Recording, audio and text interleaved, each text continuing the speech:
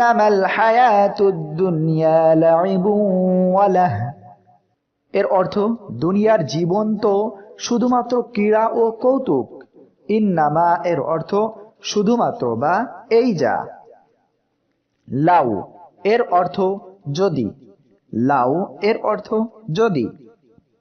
লাউ আনজালনা হাযাল কুরআন আলা জাবালিন। এর অর্থ আমি যদি এই কুরআন কোনো পাহাড়ের উপর নাজিল করতাম। লাউ এর অর্থ যদি। লাউ এর অর্থ যদি। ইয়া ইয়া আইয়ুহা এর অর্থ হে। ইয়া এর অর্থ হে। আইয়ুহা ইয়া আইয়ুহা এর অর্থ হে।